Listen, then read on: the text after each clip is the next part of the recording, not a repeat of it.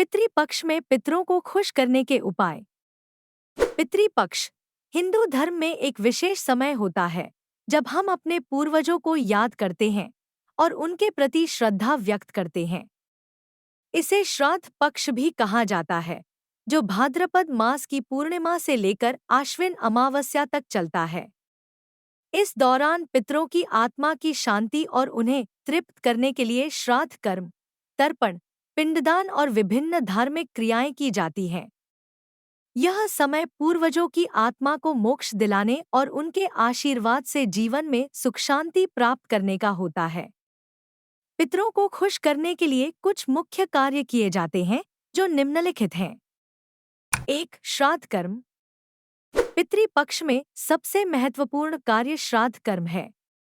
इसमें मृत पूर्वजों की आत्मा की शांति के लिए तर्पण और पिंडदान किया जाता है। श्राद्ध कर्म का आयोजन एक ब्राह्मण या पंडित के द्वारा किया जाता है। श्राद्ध में पितरों के नाम पर भोजन अर्पित किया जाता है और उसके बाद ब्राह्मण को भोजन कराकर दान दिया जाता है। ऐसा माना जाता है कि इससे पितर संतुष्ट होते हैं और आशीर्वाद प्रदान करते हैं। 2. तर्पण। तर्पण का अर्थ होता है जल का अर्पण करना। पितृपक्ष के दौरान पितरों को जल अर्पण करना बहुत महत्वपूर्ण माना जाता है। इसे पवित्र नदी, कुंड या किसी साफ स्थान पर करना चाहिए।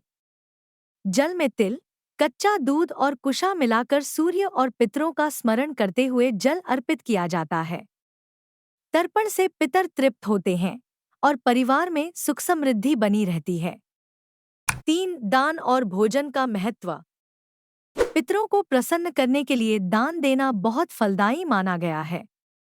विशेषकर गाय, अनाज, वस्त्र, धान, गुड़, तेल, चावल आदि का दान ब्राह्मणों या गरीबों को किया जाता है।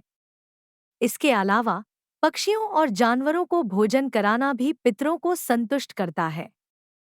पक्षियों को अनाज डालना, गाय और कुत्तों को रोटी देना और चींटियों को चीनी या आटा देना भी पुण्य का कार्य माना जाता है। 4. पिंडदान। पिंडदान पितृपक्ष का एक और महत्वपूर्ण कर्म है, जो खासकर गया में किया जाता है। इसमें आटे या चावल के बने पिंड को जल और मंत्रों के साथ अर्पित किया जाता है। पिंडदान से पितरों की आत्मा को शांति मिलती है और उनकी अधूरी इच्छाएं पूरी होती हैं। 5. धार्मिक क्रियाएं और नियम। पितृपक्ष के दौरान कुछ धार्मिक नियमों का पालन करना आवश्यक होता है। इस समय मांस, मदिरा, प्याज और लहसुन का सेवन वर्जित होता है। सात्विक भोजन करना चाहिए और सत्य, अहिंसा का पालन करना चाहिए। पूजा पाठ और मंत्र जाप का भी विशेष महत्व होता है। इस दौरान गीता, गरुड़ पुराण और रामायण का पाठ करना शुभ माना जाता है। 6. कुलदेवता की पूजा। पितृपक्ष में कुलदेवता की पूजा भी पितरों को खुश करने का एक महत्वपूर्ण तरीका है। कुलदेवता हमारे वंश के रक्षक होते हैं और उनकी पूजा से पितर प्रसन्न होते हैं। पितृपक्ष पूर्वजों की आत्मा की शांति और उन्हें मोक्ष दिलाने का एक सुनहरा अवसर है। श्राद्ध कर्म, तर्पण, पिंडदान और दान के माध्यम से हम पितरों की आत्मा को तृप्त कर सकते हैं। इन धार्मिक क्रियाओं के द्वारा पितरों की कृपा से जीवन में सुख समृद्धि, स्वास्थ्य और मानसिक शांति प्राप्त होती है।